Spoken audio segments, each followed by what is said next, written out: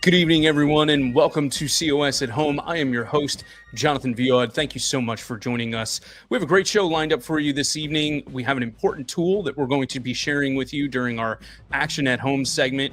There are also some new items in the Article 5 Outfitters store that we want to share with you just in time for the holiday season.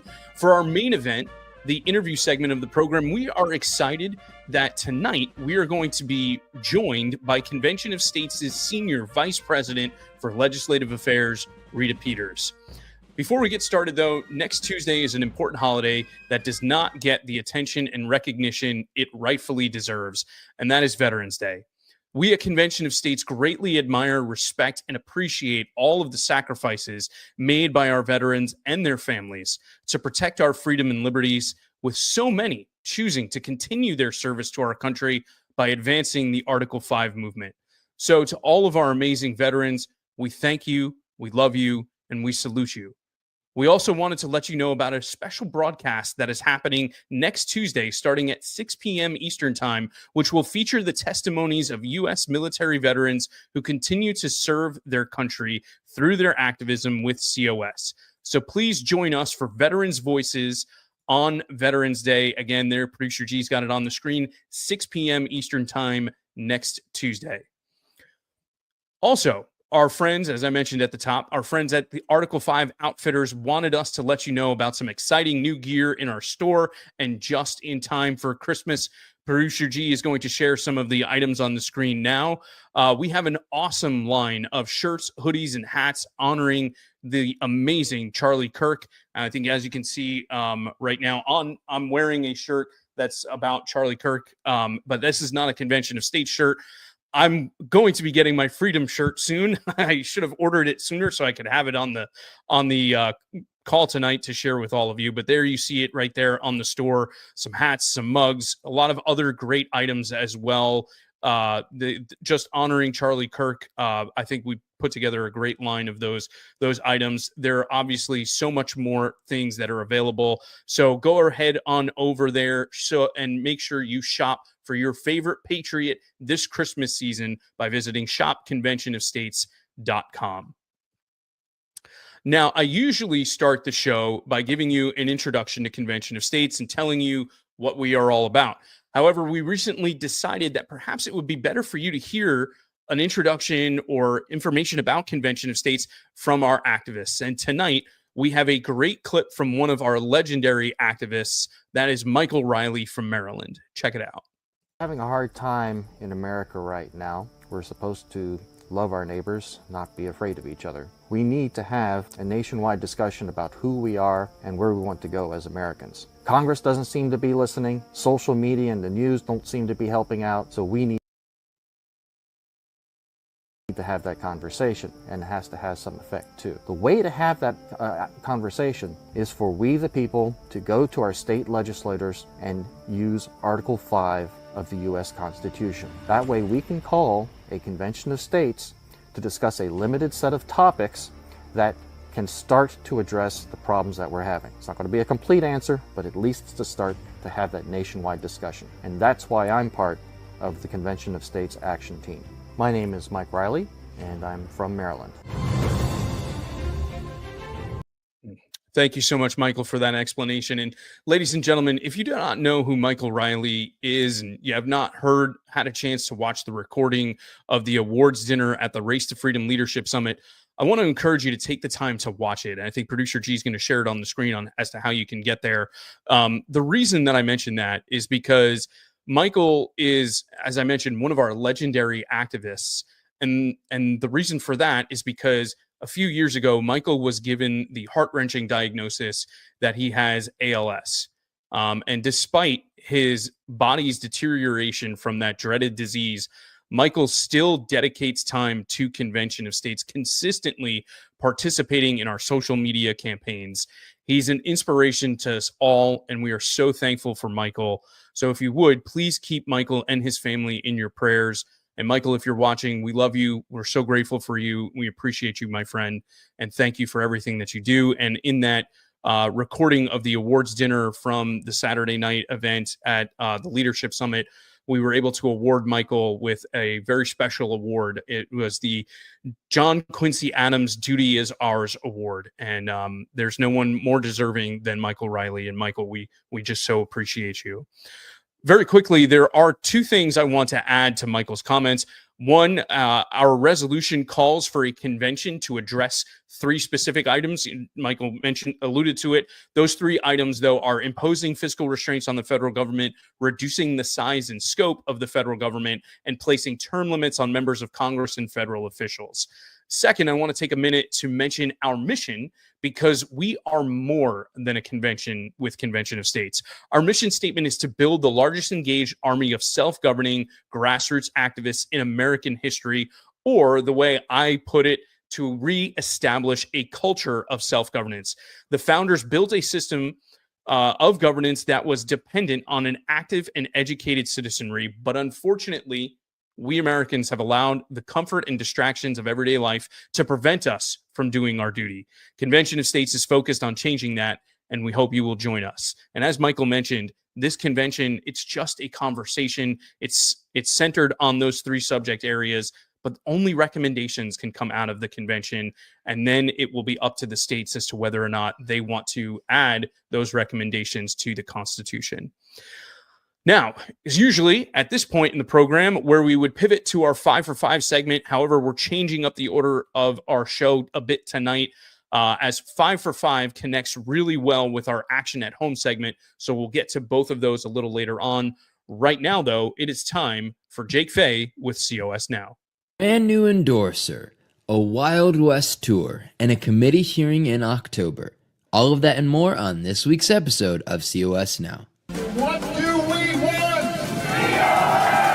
When do we want it? What do you call a best-selling author, successful podcaster, public speaker, and prominent homeschool advocate who candidly addresses faith, culture, and politics? You call her an official endorser of Convention of States. Heidi St. John has added her name to the roll of influential Americans who have officially endorsed the most effective grassroots movement in American politics. In a statement, she wrote, quote, "As a homeschool mom of 7 and a former candidate for Congress, I understand just how damaging an overbearing, intrusive federal government has been to our nation's educational system. This is why I fully support and endorse Convention of States." Additionally, we're pleased to announce that Heidi St. John will be a guest on COS at Home the very first Wednesday of January. On Tuesday, the Ohio State Government Oversight Committee held another public hearing on Convention of States legislation. Here's Convention of States' Michael Ferris there to speak in favor of the bill. It is going to be the dominant feature of federal spending is paying the debt. It's already very large feature, but it's going to be a majority before long. And we simply need to do something. And my respectful request is this. We've talked about it long enough in Ohio. Please, let's get this done. Local leaders also spoke in favor of COS, including this heartfelt testimony from longtime volunteer Ginny Watkins. Nature has me in the twilight of my life, too, and I regret that I won't be able much longer to push on in this fight for freedom. And so I appeal to you, the statespeople of our time, here in this august and powerful body, to do your duty in helping solve our country's most pressing problems. Immediately following the hearing, the Ohio team held a rally outside the Capitol building. Several state legislators spoke, including Representative Bernie Willis. We had infinitely wise founding fathers inspired by God to put something together that includes Article 5. It is there for a reason. It is there for a cause. I greatly appreciate the fact that all of you have elevated to be part of this cause, and I truly believe that we're going to become the next state to pass a resolution for Convention of States. Thank you all so much. And here's Senator Michelle Reynolds. And I know that the same founding fathers who had the wisdom and whom we've trusted to have a constitution that we've been able to carry forward for generations, they foresaw that there may be a time that it may need some assistance or correction. And they were wise enough to say that the states would be able to be that rep. Now it's time for the final five. Number 1, last month, COS Action President Mark Meckler and Patriot Academy President Rick Green hit the road at full speed to spread the word about Article 5, making stops in Bozeman and Laurel, Montana, before heading to Sheridan, Wyoming. Number 2, COS state teams are reporting a ton of activity. The Hawaii team collected petitions at a gun show in Honolulu, COS volunteers attended a festival in West Virginia, and North Carolina is holding meetings across the state. Number 3, COS Vice President for Legislative Affairs Rita Peters responded to a hit piece that had been published by The Hill. And South Carolina Representative Bill Taylor submitted an op-ed of his own, calling out Congress for being incapable of fixing the problems facing our nation. He pointed to Convention of States as the only solution as big as the problem. Number 4, here are a few of my favorite photos sent in from across the country, including Illinois, Wisconsin, Idaho, Alaska, Colorado, Kentucky, and Massachusetts. And number 5, while attending the Race to Freedom Leadership Summit, I shared the mic with some fellow COS patriots to ask them a few pretty important questions. Next question. Would you rather be stuck on an airplane with Nancy Pelosi or have Bernie Sanders as your waiter at a restaurant? Oh, Bernie Sanders for sure. I get to imitate him the entire time, like do the voice. Bernie, did I do that right? If you were to ask for a tip, I would say, yeah, that's capitalism. You can't have a tip. Would you rather go golfing with President Trump or go on a hunting trip with Vice President Vance? I'd probably go golfing, even though I can't golf. So Trump would beat you? Yeah, goes without saying, but... Thanks for joining us for another episode. Remember to like and subscribe, and until next time, this is Jake Fay signing off from COS Now.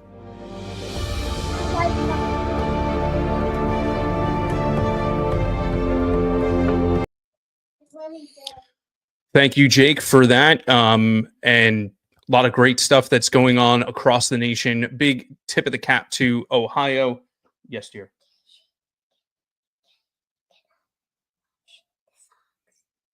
Another time. Go. Okay. Goodbye. Oh, this is COS at home, isn't it?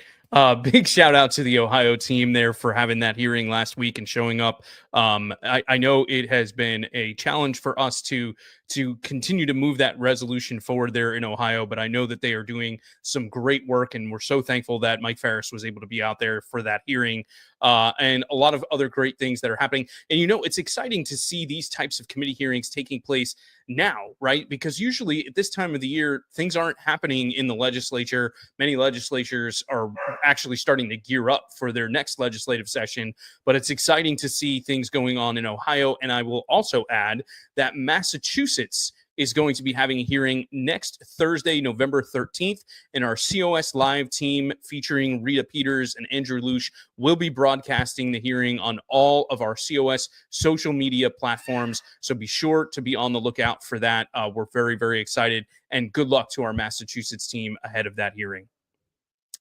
Without further ado, we now have the great pleasure of welcoming back to the COS at Home program the Convention of States Senior Vice President for Legislative Affairs, Rita Peters. Rita, how are you doing this evening? Hi, Jonathan. I am doing great. Thanks for having me back on the program. We're so happy to have you, and it's an honor, really, to have you with us again. So I think we should start with the big news item of the day, and that is the election results from last night. Voters in New Jersey, my former state, and Virginia, your home state, as well as New York City and some other places, overwhelmingly voted for Democrats. And to me, really the most shocking result was that in Virginia, y'all elected Jay Jones as Attorney General after reports emerged of old text messages of where he was fantasizing about the murder of a Republican legislator and that legislator's young children. As a Virginian, what did last night's results reveal or confirm to you about your state? And does it tell us anything about where we are as a nation right now? Jonathan, do we have to talk about this? There are lots of other things I would rather be discussing with you right now. Well, to say the least, it was very discouraging, Jonathan. And as you pointed out, particularly that the people, the voters of Virginia, the mother of presidents, would elect Jay Jones after the text came out that you described of him fantasizing about the killing of a former Virginia Speaker of the House, Todd Gilbert, who, by the way, I know personally. He is really an amazing man whom I really admire and respect. What it tells me is that we're, largely just not civil anymore. A lot of the people, a lot of the voters out there just have cast civility by the wayside. And it's particularly surprising after the assassination of Charlie Kirk. You would have thought that people would be outraged by this kind of behavior by someone running for one of the highest offices in the state. So I'm very discouraged by it. It's very disheartening. However, I always have to come back to God's still on his throne. And I lead a middle school girls Bible study for my church, Jonathan, and we're studying the book of Esther.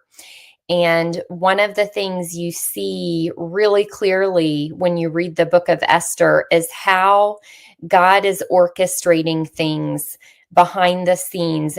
You can't see it. It's not visible to us regular people, but he works through even evil rulers and kings and administrations to accomplish his good purposes. So I do believe that, and that is where ultimately my trust is. But I'm very discouraged, Jonathan, about the outcome of the election, particularly in Virginia. I can't. I don't blame you at all, and you're absolutely right about the Lord still being on the throne. That reminds me also of what Joseph said to his brothers. What you intended for evil, God intended for good, and so we know that He can use evil for the goodness that is Him. So I think that is absolutely where we need to put our faith as we move forward. Just always keeping that at the forefront. I think I recently said my North Star is the cross. And I think that is important for us. Even when we see things that are shocking and horrifying that happen in these elections, we need to keep everything in a proper perspective as much as possible, even though it is very discouraging, as you pointed out. Now, Rita, we actually have some breaking news to share with everyone. I'm only half joking because for some, this may actually be some breaking news. The federal government has been shut down since October 1st. And What? Yeah, can you believe it? I'm shocked. Say it isn't so. It has been shut down, and it's not a top news item. I think perhaps with the exception of government workers and military personnel, most Americans really haven't noticed that the government is shut down. So do you think the fact that most of the nation doesn't realize this is happening or even seem concerned about it bolsters the case for why we need an Article 5 convention? Yes, I do, Jonathan. If our federal government can shut down and we don't even really feel it for this long, I think that says something about whether or not we really need the federal government to be spending $6.1 trillion of our money. That's the amount it spent in fiscal 2024.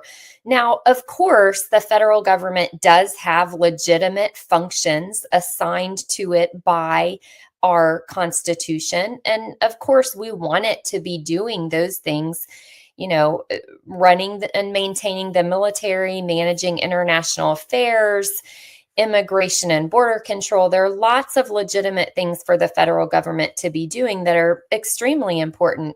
However, so much of what the federal government does should be done at the state level. And frankly, that should also correspond to a much lower federal tax burden. Taxpayer dollars should stay largely within the states. And then the state should be performing the vast majority of government functions, the actual policy making that touches our lives on a daily basis. This is the way the Constitution designed our government to work. And we really need to get back to that. Of course, that's what Convention of States is all about. So yes, I do think this gives us just an example of how, yeah, it can work that way. We don't need the federal government managing every aspect of our daily lives. We can get along just fine on our own as self-governing citizens. Thank you very much. Amen to that. We've got a question about this later on. I'm just curious to get your take on it. There's talk about, and I think President Trump is calling for the nuclear option, which is getting rid of the filibuster in the Senate. Where do you come down on that? I understand how that can sound appealing, but I do think that the filibuster serves a legitimate function of being able to slow things down. You know, we want our Congress to be deliberate, you know, and to really take its time before it makes big changes, because we don't want to see massive sea changes in federal law when the government swings from one administration, you know, one party to the next. So I actually think the filibuster serves a legitimate function. I'm not a huge fan of just getting rid of it. I would listen to the opposing side. I'm open, but that's kind of where I come down on it right now.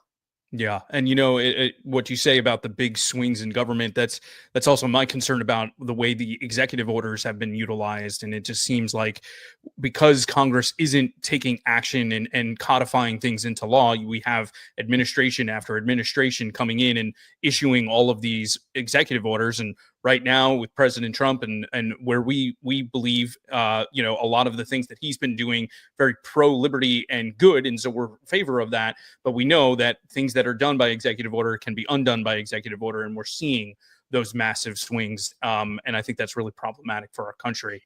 And now, Jonathan, I think you pointed to something that's really important, and that is we need to be people of integrity and intellectual honesty and not support something the president does necessarily just because we like the result. If the process is wrong, and if the president is doing something that's outside the scope of his legitimate constitutional authority, then we should not be supporters of that. Because what does that do when the other party is in power and then, you know, we want to cry foul because it's outside the bounds of the Constitution? Well, you know, we have to be constitutionalists no matter who is in power. I'm really a strong believer in that. And then back to your question about the filibuster, especially now at this point in history when we see Congress actually exercising power beyond what is legitimate under the Constitution, it would be particularly dangerous for us to create a situation where it can exercise that power more easily without resistance from the minority party. So, yeah, I agree with everything you just said. So it's hard to believe that we are less than 2 months from a new year, but I can't believe I was just talking about Christmas earlier in the program when talking about the Article 5 outfitters. But that, of course, means your department is getting busier and busier as we gear up for the 2026 legislative sessions, and we're getting ready for them to kick off. I have a few different questions to ask you about what we can expect this legislative session or legislative season, but I will start by asking the question on everyone's minds, which is, which states seem to have the best opportunities to pass the resolution in 2026? Yeah, it's a great question, and I am working really hard to sort all of that out and, you know, working with the state teams on strategies and what they're going to be working on in 2026. Have to start, I'm going to give you your list that you asked for, but I have to start by recognizing Kansas, which may already be state number 20. For those of you who don't know, Kansas has already passed our COS application by a simple majority in both chambers. And we actually have, we're watching a case that is in the federal district court in Kansas to determine the constitutionality of a Kansas constitutional provision that purports to require a supermajority vote in Kansas in order to pass an Article 5 application. Well, that is unconstitutional under Article 5 of the U.S. Constitution, which supersedes the Kansas Constitution on that. But we're waiting for a ruling on that.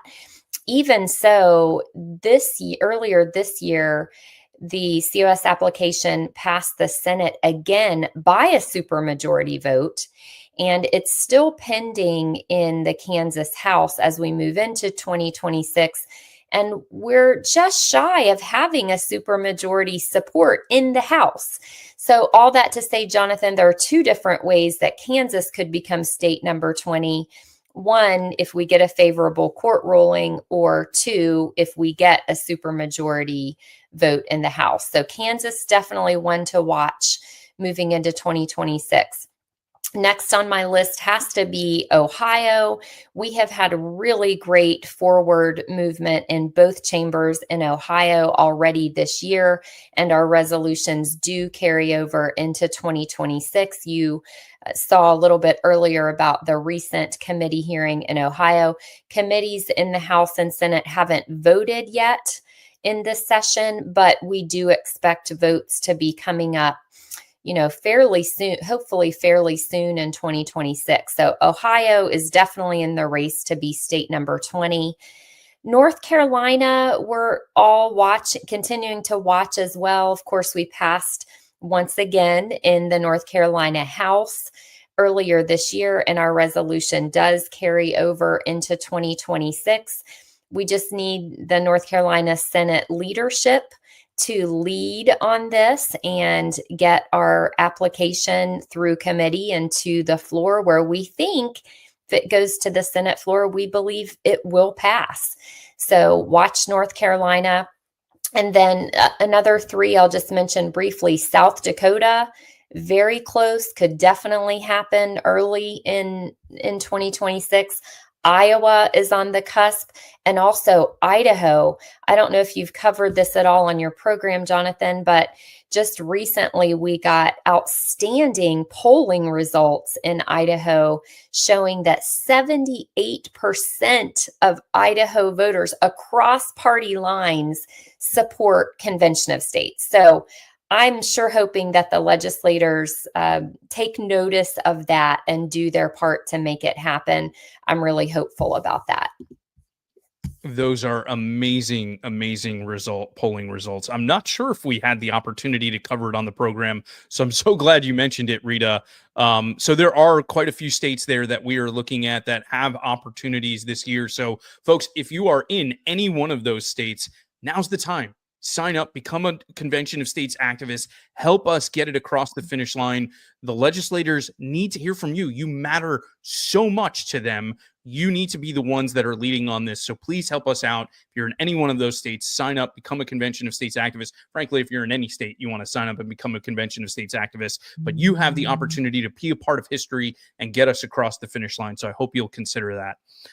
Now, I make a point to mention on every show, Rita, that at Convention of States, we are more than a convention. However, I think it's a point that does get lost sometimes, especially given our name, Convention of States. We have discussed on the show other types of legislative activity that takes place in our states, but I was hoping you could explain to our audience more information about what we call F3 legislation and 34 legislation, and perhaps you can tell us which states engage in these types of activities. Yeah, I'd be happy to. And when I mentioned earlier that right now I'm in the process of working with the states about what their legislative priorities will be for 2026, this is one of the things I'm talking about, because not every state right now will be looking to necessarily pursue passing a COS application. Of course, 19 states have already done so. but those state teams stay in place, which is so important. And they look for other good legislation to engage in, and they maintain their relationships with the state legislators. It's absolutely crucial that we do that. So F3, the three Fs are federalism, freedom, and fundamental rights. So it's typically our past states that look for good legislation that touches on one of those issues. And we often partner with organizations like Alliance Defending Freedom.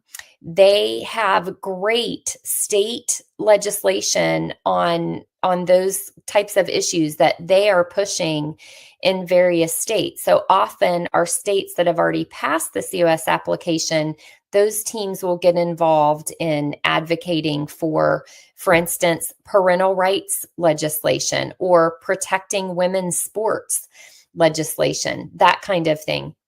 In addition to past states pursuing that, we're also open to other states pursuing those types of bills, particularly in a state that's highly unlikely to really gain traction with the COS application. And often, for instance, in maybe a purple or blue state, that state might have legislation that's really good on something like protecting free speech on college campuses. A bill like that can actually get bipartisan support. So by supporting something like that, the state team can begin to really develop and build and grow their relationships, even with Democrat state legislators, which of course is really valuable. So that's F3. 34 Ready refers to legislation that prepares the state legislature procedurally for the nation's first Article 5 convention. So it sets forth the procedure that the legislature will use when it's time to select and commission and instruct its commissioners to the Article 5 convention, how it's going to exercise oversight, how it would go about recalling one of its delegates or commissioners if it needed to do that, what are the requirements for a person to become a delegate or commissioner. That's 34 Ready legislation. And we typically encourage teams to pursue those bills if they are, again, in a state that's unlikely to gain traction pursuing the COS application due to the political climate of the state legislature, or a state that's already passed the COS application but doesn't yet have that procedural piece in place. Great stuff, and really exciting because it gives states that you may not have listed before as states that are on the cusp of passing our resolution, the opportunity to still be active with their legislature, whether it's with F3, whether it's with 34 Ready, and we're still advancing the ball for freedom and in the Article 5 movement. So exciting things to be a part of. I know as the regional director in several of the past states, I've been a part of this, and I really appreciate my teams and all of the hard work. And you mentioned Alliance Defending Freedom. I know we've also worked with Heritage before, and we've also worked with think tanks in other states. I think Mike Defendahl mentioned Texas Public Policy Foundation. Those types of coalitions that we're able to build are vitally important for what we're trying to accomplish. And so it's exciting that we have these opportunities within Convention of States. I also want to take a minute to say Producer G sent me a note, and I have to correct the record. We did cover the Idaho polling. How dare I forget that? And how dare I doubt us? I mean, it's unbelievable. But thank you, Producer G, for letting me know so I could set the record straight on that. Always good to cover that again, though. Yes. So, Rita, there's a new tactic that we unveiled last legislative session, and we also discussed it on the show during our Action at Home segment. Would you tell our audience again, though, about the social media warrior actions that take place and why this small action could make a very big difference for us? I am chomping at the bit to tell you about this, Jonathan. Well, you already know about it, but to tell your audience about it, because this, I think, for me, has been one of the most exciting developments in our legislative strategy this year. And it is, this aspect of it is brand new this year. So here's how it works. Every day I choose or create, or ask our comms team to create, I should say, a social media post that is specifically designed to help us win over key legislators in particular states where we're close to being able to pass. Our activists who are engaged in this program, and I hope that's going to be all of you watching starting tomorrow, go to that particular post, which is identified on our Social Media Warrior landing page. And I'm going to tell you where you can find that in just a few minutes.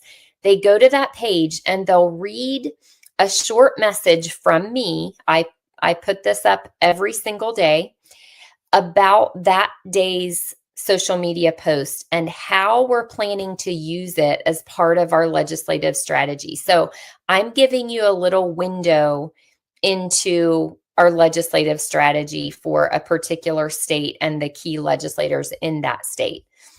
We tell you exactly what to do on that landing page, but it always, pretty much always amounts to, you go to the post, the link is right there. You just click and it'll take you to a Facebook post and or an X post, whichever you have, or if you have both. And what you'll do is you'll add your comments to that post.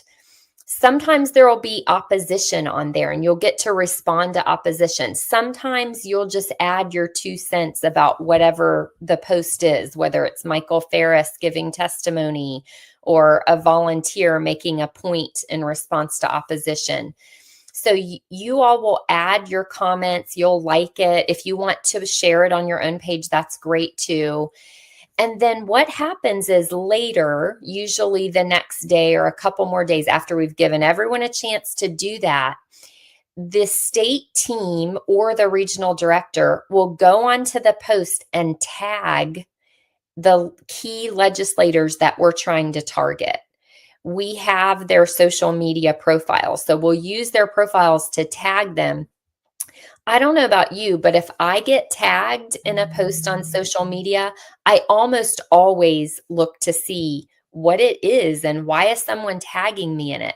So by participating in this program, you're helping to get the eyes of those key target legislators on the post, because A, the more engagement the post has, the more likely someone is to actually look at it. And B, you're adding comments that might actually be persuasive to the legislator and help us to gain their support. So you can make a huge difference, I really believe, in our legislative strategy by taking 3 minutes a day to do this. And in fact, Jonathan, earlier this year, heading into a vote in Montana, there were a group of legislators we believed, and our lobbyists confirmed, that these were going to be no votes. We were just getting started with this program then, and we started tagging them in some posts. And then without any explanation, a handful of them ended up being yes votes. So I really believe that this program works and has huge potential and can be even bigger. If you want to participate, it's conventionofstates.com/social. It's so simple. I promise it's really simple, and it really doesn't take more than 3 minutes. And it's the very definition of an action at home, right? So if you are sitting there on your computer and you are an activist right now, you can go to conventionofstates.com/social. You will see today's mission, and you'll be able to go in there, whether it's on your Facebook account or your X account, like the post, comment on it, share it with your friends and family. And as you heard from Rita right there, this has an impact on these legislators that we're tagging there. So this is a small thing that you could do, but you will have a huge impact on our mission. So, and if you haven't signed up to become an activist, make sure that you're doing that. You'll get notifications, email messages from our staff about these missions daily. But of course, you can always go back to conventionofstates.com/social to see that day's mission. That's right. So, Rita, as we close out our conversation tonight, I think we would be remiss if we didn't address how people are feeling today. And I think you talked about it a little bit earlier when we were talking about Virginia. Many people are feeling discouraged after what happened last night. And some people, some of our activists were even feeling like they were facing an uphill battle even before we had the election results roll in Virginia and New Jersey and New York. It's always a challenge, I think, for our activists in some of these states to move the resolution forward. That's why we have those opportunities like our F3 legislation and maybe even our 34 legislation, 34 ready legislation as other opportunities. But still, it feels like it could be a tough slog to move our movement forward in some of these states. We had an activist from New Jersey, Francesca Norden, write in about this, and her question was, what advice do you have for COS activists in the trenches in these states, and how would you encourage these supporters? Yeah, well, I'm going to say something, I'm going to ask something that's hard of you, and that is stick with it, even though you don't see the results right now. And I'd like to remind you of something that Mark Meckler often reminds me of, and that is that our job is to be faithful. The results are up to God, and He alone defines what success is in any given situation. So I'm going to just ask you and challenge you to stay at it. I want to remind you that relationship really is key in what we're trying to do. Relationships are the reasons that we've passed out of committees in Hawaii and Massachusetts. You know, if you were to just look at the composition of those committees, you would say, forget it. There's no way. It's just not possible. But because our teams worked hard and developed relationships with those legislators, what seemed impossible became possible.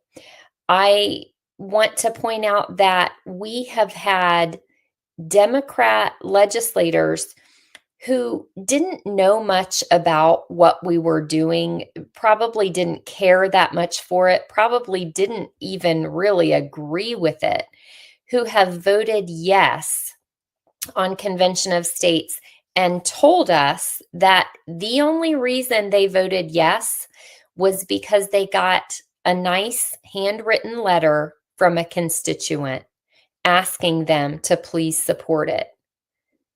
Relationships are key, and we can all be building those relationships no matter what the political climate looks like in the state. All of these legislators are people and respond to relationship. That doesn't mean it's going to result in a deep blue state passing the COS application, but the work that you're doing has such value even apart from passing the COS application, because you're carrying a banner. You're carrying a banner of truth. You're carrying a banner on behalf of our Constitution and the rule of law. And doing that matters, even apart from the results in terms of votes or legislation passing. And then, as a practical matter, I would encourage you to think about whether a good F3 initiative might be right for your state, depending on where you are. Your RD can help you sort through that. I'm happy to help in making that decision. But I think it would just be great for a state that just isn't going to make progress with actually passing the COS application to find a good bipartisan bill that you can really get behind and support that will help you in building those relationships with your legislators. So that's my advice for you. I know it's hard. I am inspired by you all the time. I love even just seeing the pictures that we got to see with the COS Now segment. It's very inspiring, and I just appreciate everything y'all are doing. Well, thank you so much, Rita. We appreciate you and everything that you're doing for us, and we know how busy you are, and we're so thankful that you took the time to be here with us tonight for Convention of States at Home. Thank you for everything that you do. God bless you, and I know you and I will be talking again soon. Thanks, Jonathan. It was an honor to be here. Have a good night. Thank you so much. Folks, we are so grateful and lucky to have Rita in the fight with us. And we're thankful that she took the time out. And, again, what she mentioned there towards the end, relationships are so key to what we are trying to accomplish with Convention of States. If we're going to rebuild a culture of self-governance, it's going to require that we build relationships, not just with our state legislators, but with other people as well, with our fellow neighbors. And in this political climate, it's harder than ever before to do that, but we care about this country. And we know that the freedom and prosperity and liberty that is available to us as Americans is so vitally important. And we need to do everything we can to preserve it for posterity. That's why we're in this fight. That's why we're doing the difficult things. And that's why it's so important that we focus on those relationships and not lose hope and keep moving forward. I personally think the F3 initiative is critically important to the future of our organization. It will give us the opportunity in some of these states to build those relationships, but also gain a reputation as an organization that is able to accomplish big things in those states. So if you haven't, definitely take a look at our F3 initiatives and make sure you speak to your regional directors about that. Okay, ladies and gentlemen, let's go ahead now and move to 5 for 5.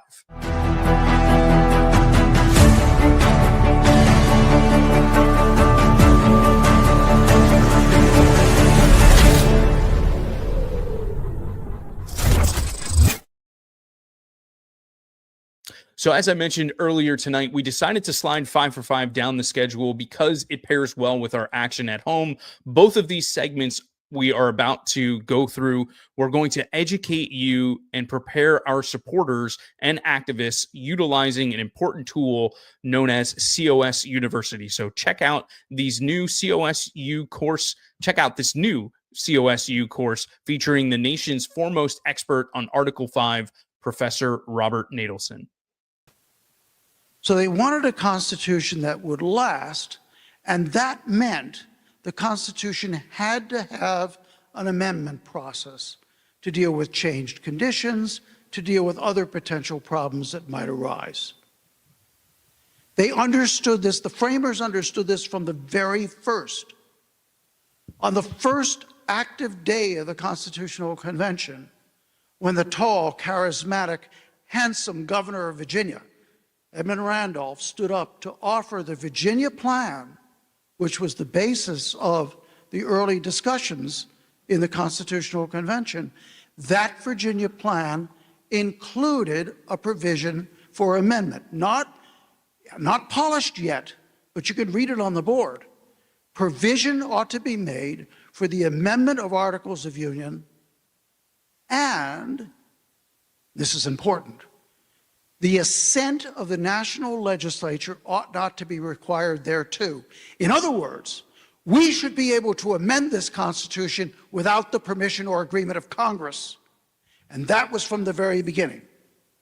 Sometimes you hear people say, well, the convention idea was added at the last minute to the Constitutional Convention.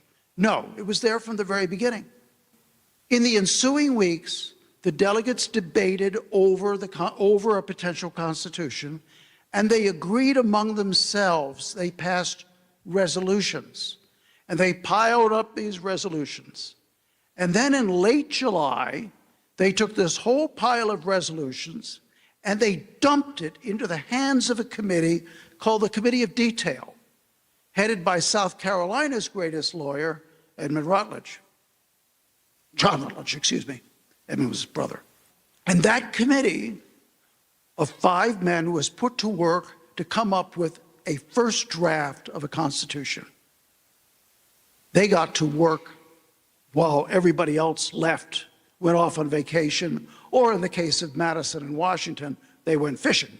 When the Committee of Detail finished and brought back its report and its draft Constitution on August 6, it included this language: on application of the legislatures of 2/3 of the states for an amendment of this Constitution, the legislature of the United States shall call a convention for that purpose. So the states were to initiate the drive for amendments. They were to demand a convention. If 2/3 demanded a convention, Congress would have to call one.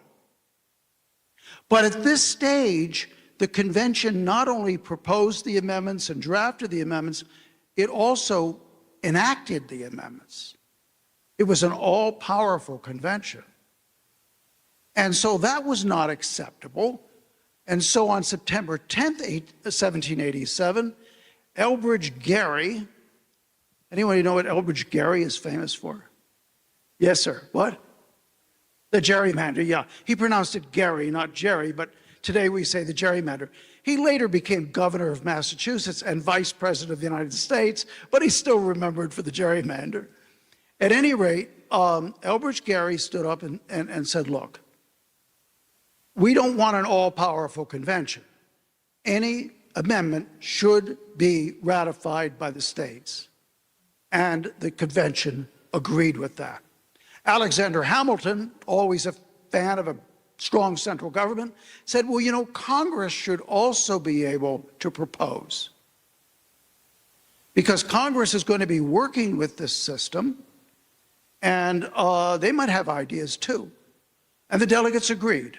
As an alternative to state proposal, Congress should propose. Unfortunately, something happened there. There was some bad drafting, and some people noticed that it looked like, after they changed the amendment article, it looked like only Congress could propose. So on September 15th, George Mason of Virginia stands up and says, hey, look, let's amend this thing to make it absolutely certain that the states can propose amendments, not just Congress. And that was agreed to unanimously by the states present. It is incredible to hear that history, even more incredible to hear it from Professor Robert Natelson, who I mentioned is the nation's foremost expert on Article 5.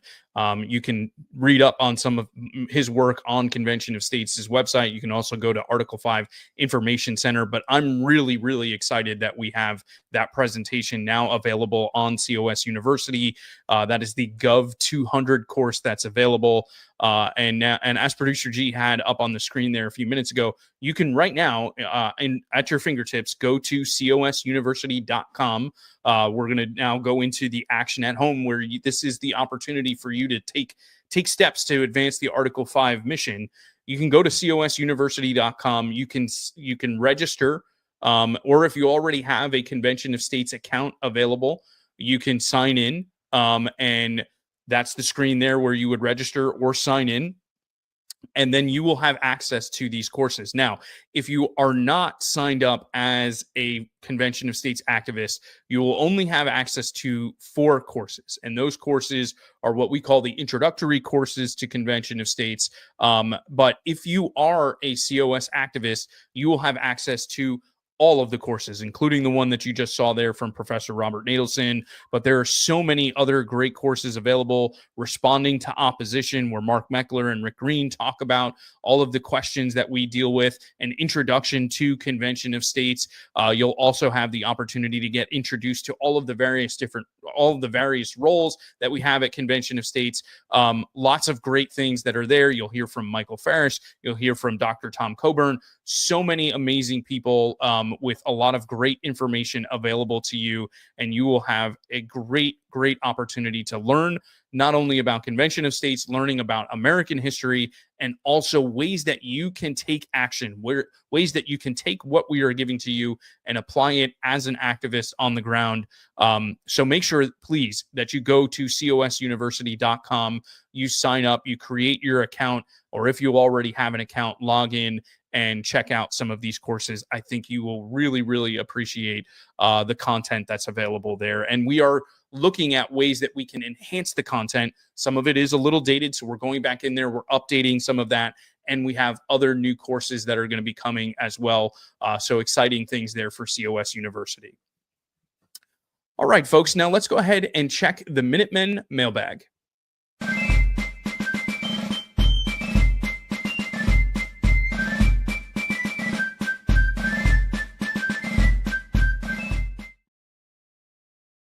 All right, so for this month, for Minutemen Mailbag, in our effort to educate everyone and make sure you're aware that the government is shut down, we actually asked a question of our supporters. How can we prevent future government shutdowns, or what may be the solution to ending these government shutdowns? And so we have a couple of answers here. The first one from Gina McCutcheon is she says to abolish the party system. They're all acting like this is the damn Super Bowl, and who wins is more important than actually doing their job and representing their constituents. When you take the team mentality away from them, they'll have to look at the issues. You know, I certainly appreciate that sentiment, Gina. My only concern is, what would we replace the party system with, right? I'm not entirely sure what would come next, or even what the solution is as to how we would abolish the party system. Obviously, that's something that's been around since the very beginning of our nation. And so I'm just not 100% sure how we would go about abolishing the party system, but I certainly understand with what you're saying, in that it's more about people, what jersey you're wearing, and less about the actual issues. I would even go so far as to say it's even less about the jersey, whether it's Republican or Democrat, because it seems like there's really a uniparty in Washington, D.C., and it's more about them and not we the people. And I think that's a major problem, and that's what we're trying to address with Convention of States. Gerald Kaufman wrote in, and he said, if they don't fully fund the government by October 1st, Congress does not get paid until the full budget is passed. Additionally, they are not eligible for re-election. Again, I love that idea, Gerald. But again, how is Congress going to do that? Are they going to put those measures in place and rein themselves in? No. So the solution has to come from outside. It's got to come from us, we the people. And I think the most effective way to do that is through an Article 5 convention. But I agree with you, Gerald. John Luce or Luce wrote in, forgive me, John, for butchering your name there, call for an interim interstate convention to address this issue only. Yep, I agree, John. That is an option, but again, that's a challenge. As you know, we've got 19 states that have passed our resolution, and it's taken us a while to get there. And we're trying to get across the finish line, but there are still many more states that we have to get. So doing so quickly, an interim convention, just addressing that one issue, it's got to go through the same process of getting the state legislatures to pass that. And I don't know that it would address this current shutdown, but it may be something to look at. I still think it's probably better. Let's just go with our COS resolution and address a lot more of the issues than just this shutdown problem. And the last one comes from, I believe it's Suan Hall. Again, forgive me for butchering names here, folks. I really do apologize. Gut the filibuster via the nuclear option. So this was something that I was talking about with Rita earlier, and I thought she made a lot of great points, but she said she was open to other thoughts on this. And I have to say I'm conflicted about the nuclear option. I understand the feeling that, hey, things are going well for us right now, or perhaps maybe we like the people that are in charge right now, and so it'd be easier for them to get some of these things done. But then people would say, well, what happens? It's not so fun when the rabbit's got the gun, right? So what would happen then? I'm not as concerned about that, to be honest with you, because it feels like it doesn't matter when the other side may have control, they've been ramming things through executive order and everything like that. So that's not so much of a concern to me. My concern, I think, would be, and I heard this from Steve Deace, one of our endorsers, mentioned this on his program recently. Do the people that are in charge right now, are the Republicans that are in charge right now, would they be willing to, if they were to abolish the nuclear option, willing to then try and advance an aggressive agenda to really start to advance liberty in our country? I'm not so sure they would be. So I'm not so sure getting rid of the nuclear option would be the right thing to do. Though I do understand also what President Trump is saying, that, you know, this could impact the midterm elections next year. And we had Steve Deace on earlier this year, and he said that this year was the biggest and most important year because next year is going to be an election year, and then who knows what will happen after that. Even still, though, I don't know that removing the nuclear option is what's best for our country, and I don't know if it makes a difference for the midterms next year. It's a tough one. I'm really not sure what I would advocate for if I were in there, but Suin, I totally understand where you're coming from, and it is something fascinating that we will be watching over the next couple of weeks as to whether or not the nuclear option is taken and advanced. And folks, anytime that you want to respond to the questions that we put out there, you can go ahead and check it out at conventionofstates.com/mailbag. We love to hear from you, and we want to give you an opportunity to have your question or your comment read on the air. So, folks, just a reminder, all of the COS at Home shows air live on the first Wednesday of every month at 8 o'clock Eastern Time. The next show will be on Wednesday, December 3rd at 8 o'clock Eastern, and my guest will be one of Convention of States' newest endorsers, the founder of America's Frontline Doctors, Dr. Simone Gold. And I'm excited about this because we really have not had the opportunity to discuss the MAHA movement or the American healthcare system on this program. So I think the conversation with Dr. Gold is going to be fascinating. I really hope that you will join us for that one. Again, that is Wednesday, December 3rd at 8 o'clock Eastern Time. And I really hope you'll join us for that. Ladies and gentlemen, as always, this has been just so much fun. I really do enjoy our COS at Home program and talking with you once a month about some of the important things that are going on in our nation. I hope that you've enjoyed the program, but I also hope it's been helpful to you. Make sure you check out COS University. Thanks again to Rita Peters for joining us tonight. A big thanks, as always, to my partner in crime, the legendary producer G, for all of the hard work that he does behind the scenes. But of course, the greatest thanks goes to all of you for your continued support of Convention of States and the Article 5 movement. It's important to remember that despite all of the problems we currently face in our country, despite discouraging election results, you and I, we the people, are the solution.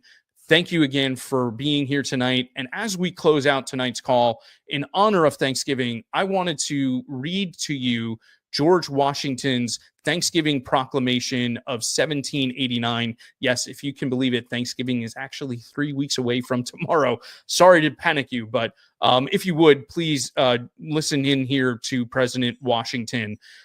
By the President of the United States of America, a proclamation. Whereas it is the duty of all nations to acknowledge the providence of Almighty God, to obey his will, to be grateful for his benefits, and humbly to implore his protection and favor. And whereas both houses of Congress have by their joint committee requested me to recommend to the people of the United States a day of public thanksgiving and prayer to be observed by acknowledging with grateful hearts the many signal favors of Almighty God, especially by affording them an opportunity peaceably to establish a form of government for their safety and happiness. Now, therefore, I do recommend and assign Thursday, the 26th day of November next, to be devoted by the people of these states to the service of that great and glorious being, who is the beneficent author of all the good that was, that is, or that will be, that we may then all unite in rendering unto him our sincere and humble thanks for his kind care and protection of the people of this country previous to their becoming a nation, for the signal and manifold mercies and the favorable interpositions of his providence, which we experienced in the course and conclusion of the late war, for the great degree of tranquility, union, and plenty which we have since enjoyed, for the peaceable and rational manner in which we have been enabled to establish constitutions of government for our safety and happiness, and particularly the national one now lately instituted, for the civil and religious liberty with which we are blessed, and the means we have for acquiring and diffusing useful knowledge, and in general for all the great and various favors which he hath been pleased to confer upon us. And also that we may then unite in most humbly offering our prayers and supplications to the great Lord and ruler of nations, and beseech him to pardon our national and other transgressions, to enable us all, whether in public or private stations, to perform our several and relative duties properly and punctually, to render our national government a blessing to all the people by constantly being a government of wise, just, and constitutional laws, discreetly and faithfully executed and obeyed, to protect and guide all sovereigns and nations, especially such as have shown kindness unto us, and to bless them with good government, peace, and concord, to promote the knowledge and practice of true religion and virtue, and the increase of science among them and us, and generally to grant unto all mankind such a degree of temporal prosperity as he alone knows to be best. Given under my hand at the city of New York, the 3rd day of October in the year of our Lord, 1789, and that is George Washington. Ladies and gentlemen, thank you so much for joining us tonight. God bless you and your families. I want to wish you a happy and blessed Thanksgiving. Our country matters, and it is so important that we keep up the fight. And we must also thank Almighty God for all of the blessings that he continues to give to us. God bless you, and have a good night.